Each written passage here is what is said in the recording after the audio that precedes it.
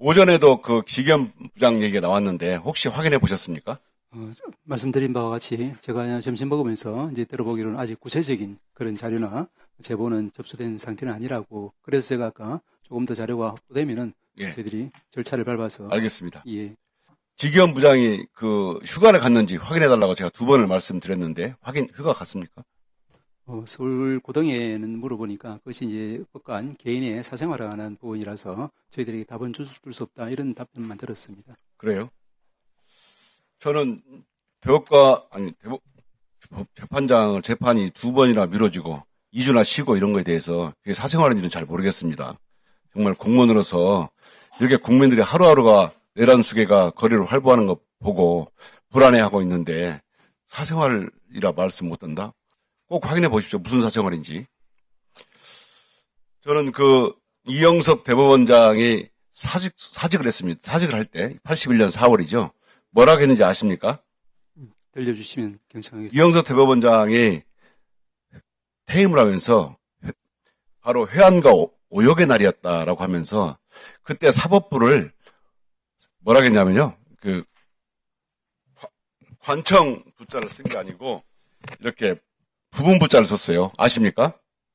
이영섭 전 대법원장이 사법부 한자를 못 써서 그런 게 아니고 정말 행정부의 일개 부처로 전락했다. 이렇게 한 거예요. 당시 그 김정희 재판 관련해서 내란 목적 살인이 아니고 단순 살인죄다라고 대법관들이 의견을 내자 중앙정보부에 끌려가서 맞았잖아요. 그게 바로 그 오역과 회한의 역사다. 이렇게 하면서 사법부를 이 관청부자가 아니라 이 부부부자를 썼습니다. 그거 아셔요? 그 다음에 김덕주 대법원장 사퇴 사유 알고 계시죠? 왜 사퇴하셨습니까? 재산 관련으로 알고 있습니다. 맞습니다. 변호사 시절에 9억 원 상당의 부동산 투기 때문에 그런 거잖아요. 그조차도 부끄러워서 사퇴를 했어요. 또 김영철 전 대법관 사퇴한 거 알고 계시죠? 대법원장님. 87년에 노태우 정권에서 임명을 합니다. 전에 전두환 때 임명받은 대법원장을 다시 재임명하자 젊은 법관들이 일어나가지고 어찌 이런 분을 우리 대법원장으로 임명하느냐라고 반대를 했어요. 그러면서 우리 김영철 대법원장이 뭘 하겠습니까? 본인 부덕의 소치다라고 하면서 사직을 했어요. 아십니까? 이렇게 전직 대법원장 세 분이 이렇게 항거하면서 사법권의 독립, 국민들로부터 신뢰를 지키려고 노력했습니다. 그런데 조희대 대법원장은 어떻습니까? 본인 스스로 나서서 선거에 개입하고 정치 판결을 했어요. 국민 주권을 무시하고 선거운동 기간에 이걸 말이죠. 파견송해가지고 사법 쿠데타라는 말을 썼습니다. 이런 상황을 보고 대법원 소속, 법원 소속 판사들이 내부에서조차 이게 이러고도 당신들이 대법관이냐 이런 비아냥을 듣습니다. 적어도요, 김덕주, 김영철, 이영섭 대법원장 시절은 이런 얘기는 안 나왔어요. 처음 나온 얘기입니다. 이러고도 당신들이 대법관이냐. 차장님 이런 말씀 처음 들었죠? 말씀드려도 되겠습니까? 예. 송구스럽지만 위원님 말씀에 제가 동의할 수 없는 것이 이러고도 당신들이 대법관이냐 이 말을 처음 들었냐 이 말씀이에요. 지난번에도 말씀드린 바와 같이 이번에 이제 법관이 재판을 피할 수 없는 이상 그것이 선거운동 기간 중에 판결. 그러면은 우리 김덕주, 김영철 그리고 이영섭 전 대법원장님은 뭡니까? 이분들은 적어도 국민들로부터 사법부 신뢰를 지켜서 이렇게 사직을 해가면서 지키려고 노력했어요. 근데 조희대 대법원장님은 스스로 나서서 자진해서 이렇게 사법부 신뢰를 다 깎아먹고 더군다나 내부에서조차 이렇게 물러나라고 이러고도 당신들이 대법관이냐 말을 비아냥을 듣고도 내부 신뢰를 발언을 해놓고도 왜 사직을 하지 않습니까? 사법부 신뢰는 그렇게 지키는 것이 아닙니다. 사직을 하셔야 돼요. 이렇게 오늘 국민들이 대법원장 그리고 대법관들에게 법원에 국회로 나오라 이렇게 명령했는데도 안 나왔습니다. 앞으로 재판장에 출석하지 않는 피고인들을 어떻게 대할 것입니까? 그거 3줄짜리 5줄짜리 간단한 불출석 사유 내고 말이 안 된다 생각합니다. 이렇게도 납득할 수 없는 불출석한 대법관 그리고 대법원장님, 국민들은 정말 대법원 개혁해야 된다 이렇게 부르질 것이고 대법원은 강력한 개혁 요구에 직면할 것이다 이렇게 생각합니다. 이상입니다. 처장님, 예, 아무리 대법관이고 판사들이지만 잘못한 건 잘못한 거지 않습니까? 잘한 건 잘한 거고, 그러지 않습니까? 말씀대로 되겠습니까? 다 잘했다고만 어떻게 얘기합니까? 말씀대로 되겠습니까? 제가 말을 하면 말 좀 끝나고 얘기하세요, 그러면. 자, 버스를 탈 때나 아니면 기차, 지하철을 탈 때나 줄을 서면 새치기 하면 됩니까? 안 됩니까? 안 됩니다. 안 되죠?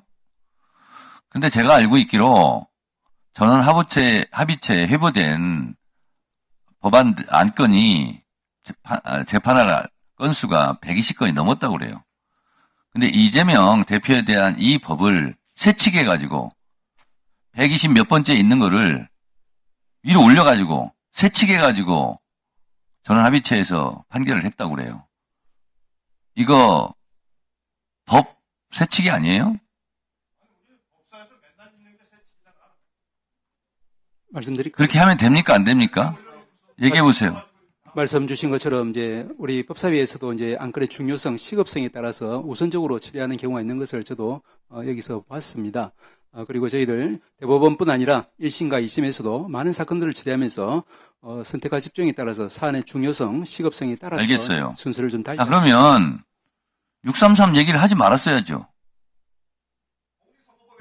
왜 다른 거는 3개월을 얘기하면서 이건 30일, 36일 합니까?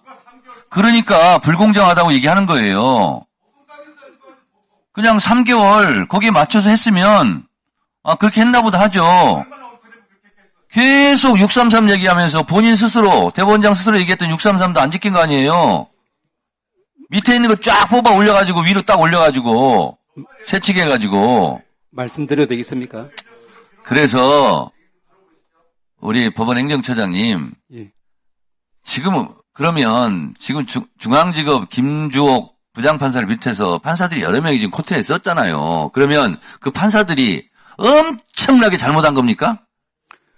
제가 같은 판사들이잖아요. 입장이라는 건 알겠는데, 행정처장에서 공공한 입장이라는 걸 알겠는데, 국민 상식 안에 있다고 그랬잖아요, 법도. 그러면 국민 상식선에서 이걸 누가 이해하겠습니까? 120 몇 번째 있는 법을 판결할 걸 끌어다가 90일도 안 지키고 3개월도 안 지키고 36일 만에 그렇게 하는 것이 국민들이 봤을 때는 비상식적, 몰상식적이라고 생각하는 거예요. 국민들이 알아서 생각합니다.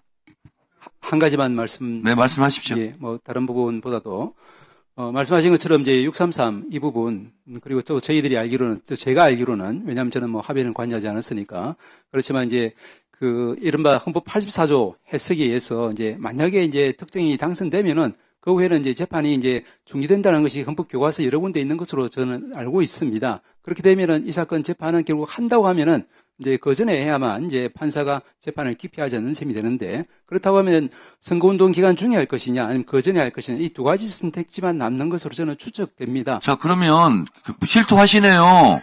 선거운동 기간 전에 이재명 후보 날리려고 했구만요. 그런 뜻으로 드린 말씀은 그런 뜻으로 들려요, 지금. 본심을 지금 자백한 거예요. 본심을 자백하지 않았습니까, 지금? 저는 뭐 전혀 그 내막이 6월 3일 이전에 이재명 후보 날리려고 했다고. 지금 말씀하신 거, 그거하고 똑같은 거예요. 낭중지추라고 이렇게 부지부식간에 속마음이 드러나는 겁니다. 송곳은 나오게 돼 있어요. 자, 곽규택 의원님. 곽규택 의원 질의하세요. 토론하세요. 아니 제대로 하면 내가 조용히 하지. 저기 뭘 쭈글쭈글해. 유상문 간사님, 의정활동 잘하셔서 3선 4선 돼서 법사위원장 한번 해보세요. 얼마나 잘하는지 보겠어요. 자, 곽규택 의원님 질의하세요.